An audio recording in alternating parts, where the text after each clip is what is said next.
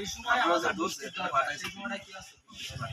ওই ভালো হ্যাঁ, সিম্পল ইকুয়েশন। আমার যখন বৃষ্টির দরকার তখন গ্রাম পাশ হবে দরকার না, কিন্তু বৃষ্টি হবে তাই ফল আমার চাকাম বেচতে হবে। বলি এই প্রকল্প আমার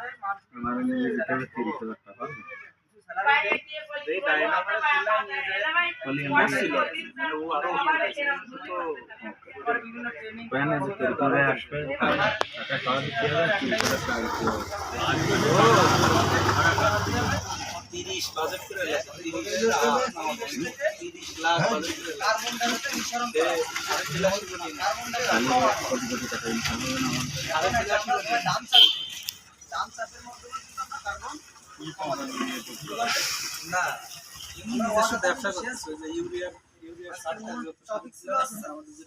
আমাদের বাংলাদেশি ডিলার না এই জিনিসটা আমরা জমির ভিতরে করব। আমাদের প্রকল্প থানা ডিলার 23 জন সদস্য যারা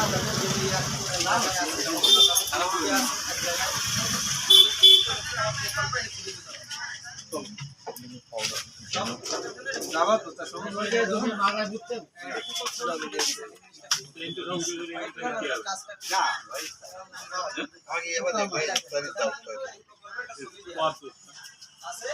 alternative West drawing project AWD, এটা হচ্ছে AWD পাইপ। সবাই AWD আমার প্রকল্প চাইছে যে দেশ থেকে কার্বনের পরিমাণ কমাবে, যাতে আমরা সেচ দেব, পানি শুকাবো আবার পানি শুকাবো আবার পানি। এখন দাম যখন আপনারা সবাই আমার অন্তত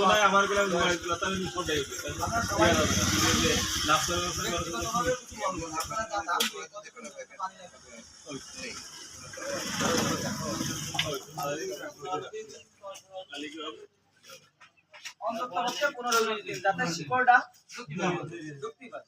এবার বলতে পারবেন একটা ধানে কয় ইঞ্চি শিকড় হয়? ধান গাছ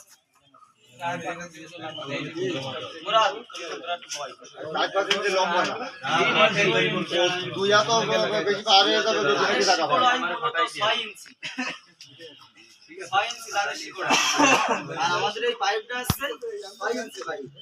এটা আমরা জমিতে কি করবো এই পর্যন্ত প্রথম 15 থেকে 20 দিন আমার জমিতে যখন পানি থাকবে, তখন পানি থাকার পরে আমি কি করবো, তখন আবার পুনরায় সার মেরে দিয়ে জমিটা আবার টান খাওয়া দিবে শেষ করে যখন পিটানি খাওয়াতে হবে। এই জিনিসটা যখন আমরা এতটুকু পোতা থাকবে, এরকম ভাবে পোতা থাকবে, তখন কি হবে, আমি এর ভিতর দিয়ে তাকালে দেখতে পারবো যে আমার কত দূর নিচেই পানি আছে। যখন পানি শেষ হয়ে যাবে তলে, তখন আবার আমরা পানি কথা আছে। কথাটা হচ্ছে কি, যারা আগে বিধান করে আর যারা না বিধান করে তার ভিতরে একটু পার্থক্য। যেমন আগে বিধান গুলো আসলে একটু শক্তিশালী, তারা অনেকদিন আগে জমিতে পড়েছে, তাদের একটা জীবন প্রক্রিয়া সম্পূর্ণ ভিন্ন। কিন্তু যারা না বিধানের ক্ষেত্রে কি হয়েছে, 15-20 দিনের মধ্যে 1 মাসের মধ্যে তাড়াতাড়ি ওরা খাওয়ায় কোনো কাজে উঠে দিয়ে পার করতে দিয়ে 2 মাসের মধ্যে ধান ফলন নিয়ে বাড়ি নিয়ে যায়। সেই জন্য আমার কি করতে হবে, একেবার না বিধানগুলোই আমি এই পর্যন্ত থাকছি পুনরায় শেষ। আর যদি আগে বিধান হয় তাহলে পুরো যখন শেষ হয়ে যাবে তখন আমি এটা পুনরায় শেষ। এটা মূল বিষয় ছিল AWD টেকনোলজি সম্পর্কে আপনাদের জানানো, যে আমরা দেশের পানি বাঁচাবো, দেশকে বাঁচাবো, দেশের পরিবেশকে বাঁচাবো। আমরা দেশকে বাঁচাবো, দেশের পরিবেশকে বাঁচাবো এবং আমাদের খরচ না ঠিক আছে। এই যে দিচ্ছেন আপনি পাইপ, এটা তো কিন্তু পিটে নিয়ে দিতে হবে। দেখুন যে পানি রস আর তাহলে পানি দেবে, কিন্তু সে মাছ দিয়ে বেশি না, তার তো মাছ দিয়ে শোনায় না পানি দেওয়া রস আছে বুঝতে কি বলে বলতে পানি দেওয়া তার মধ্যে রস এখন পাঁচ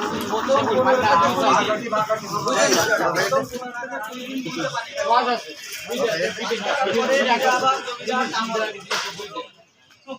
প্রথম 15 থেকে 20 দিন পানি থাকবে। তারপরে আবার কি হবে, জমিটা টান হবে, টানার পরে কি হবে, আবার যখন ফোড় আসবে, ফোড়ানোর সময় আবার আমরা পানি দেব। লোড আসার পরে আবার টান খাবে, আবার শীত ঘরে গলি দেওয়ার সময় আবার পানি থাকবে, আবার যখন ধান কাটার আগে মুহূর্তে পানি শেষ হয়ে যাবে। এই প্রক্রিয়াটা তো আমরা সবাই বুঝি। তাহলে আমাদের কাছে কথা হচ্ছে আমরা ওই সময়টায় পানি চেক করে তারপরে দেবো, যখন আবার টান আসবে তখন আমরা পানিটা চেক করে তারপরে দেবো, তাইলে আমাদের পানি অপচয় হবে না।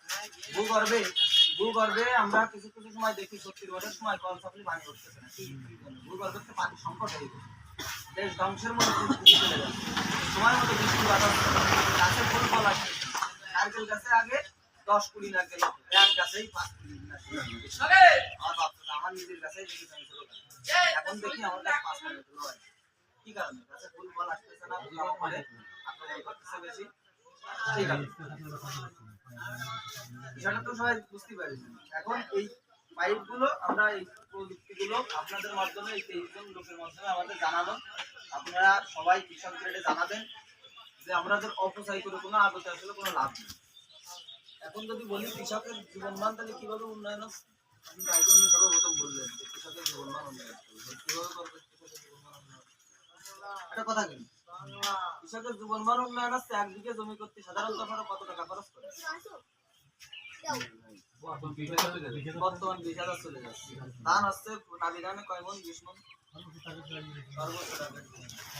সব মিলে আমার 30-35,000 টাকা কিনা হবে, 15,000 টাকার মতো লাভ ধরা যাবে। শেষে ওই দিক থেকে মাথা গেল আমাদের এই প্রকল্প আপনাদের সেভাবে বায়োচার তৈরি করতে, তা মাটিতে যদি আমরা প্রয়োগ করি 100 বছর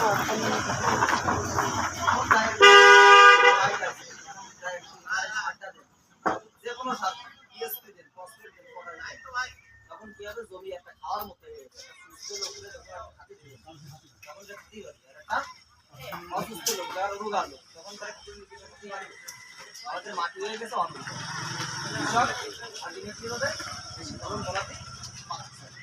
এই কারণে আমাদের চেষ্টা করতে হবে জমিটারও উর্বর করা, আর এই উর্বর করার জন্য বায়োসার সার আছে যেটা অক্সিজেনের অনুপস্থিতি তৈরি করা ছায়ের মতো ছাই, এটা আমার প্রকল্প কিছুদিন পরে এই সপ্তাহের ভিতরে মিটিং খুলনা থেকে বস্তা আছে এই প্রকল্পে আমাদের এই বায়োসার তৈরি করা শুরু।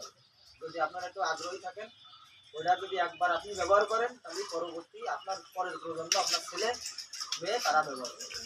তার মানে আপনি একবার জমিদারে এত ব্যবহার করে দিলেন গোবরের সার দিয়ে 2 বছর আর বায়োসার দিয়ে 100 বছর। এটা তৈরি করতে হবে অক্সিজেনের অনুপস্থিতি, একটা কন্টেইনার আছে, কন্টেইনারের ভিতরে পুরাতে হবে কিন্তু সেখানে কোনো অক্সিজেন লাগে আলো বাতাস পাবে, অক্সিজেন পাবে, অক্সিজেনের অনুপস্থিতি পুরালে সেটা বাড়বে। এটা জমিতে প্রয়োগ করলে 100 বছর পর্যন্ত জমির উর্বরতা কাঠ না, এটা আপনি সরিষার কাঠ গুলাতে পারেন, কুলসি গুলাতে পারেন, বা যেগুলো একটু আলতো নরম এই যে এইগুলো গুলাতে পারেন, ওইগুলো গুলাতে পারেন, বড়ে গুলাতে পারেন না, বড়ি এই সমস্যা হবে না, বড়ি হবে না, কাঠি ভিতরে জিনিস লাগে। সরিষার কাঠ দিয়ে সব থেকে ভালো পাট করি যেটা কাঠ কাটি দেওয়া হবে। মাটি যদি আমি গর্ত খুঁজতে হাউজের মতো করে নিয়ে উপর ঢাকনি দিয়ে করা হয় আমার প্রকল্প এইভাবেই করে, কারণ একটা কন্টেইনার আমার নিচে আছে আর অত এখন জানা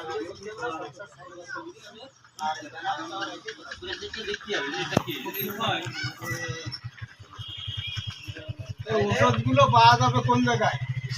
এই ঔষধ যা যা লাগবে আমাদের ওষুধের আমি আমার কোম্পানি অ্যাডভান্স বলেছি, আমার কোম্পানি করতে আসেনি। আপনারা শিখাবে কিভাবে পানির খরচ কমানো যায়, 1 2 কিভাবে সারের খরচ কমানো যায়, 3 কিভাবে আপনার জীবনের যে খরচ খরচা করতেছেন আপনি যেভাবে অস্বাবলম্বী হয়ে যাচ্ছেন, 20,000 টাকা খরচ করে 10,000 টাকা ইনকাম করতে পারতেছেন, এই যে এই প্রসেসটা সেটা কি করবো আমরা বায়োসার ব্যবহার করে আপনার জমিটারে উর্বর করে দেবো 100 বছরের জন্য। 100 বছরের মধ্যে আপনি ফসফেট পটাশ সার অর্ধেক দিয়ে জমি চাষ করে যাবেন।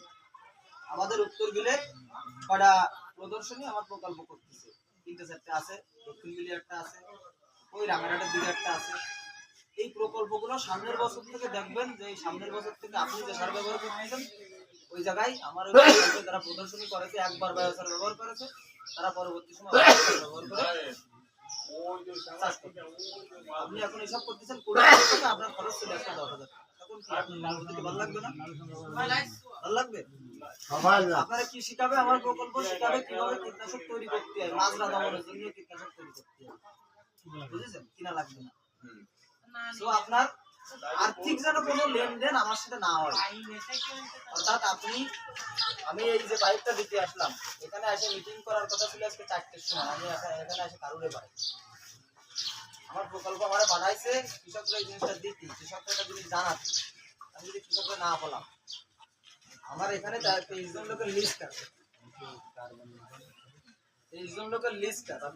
এই 23 জন লোকের ভিতর এখানে আলোচনার মধ্যে আমি জানি না যে আসলে লিস্টের ভিতর কয়জন আছে। আপনারা এখানে লিস্টের ভিতর যে আছেন সবাই একটা ব্যবস্থা করতে। এখানে কি হচ্ছে? আরে বলিস আরে সব ফোন দিয়ে দেবো না খবর হবে আপনাদের কি আছে? সেই সিগনেচার করবে। আর আছে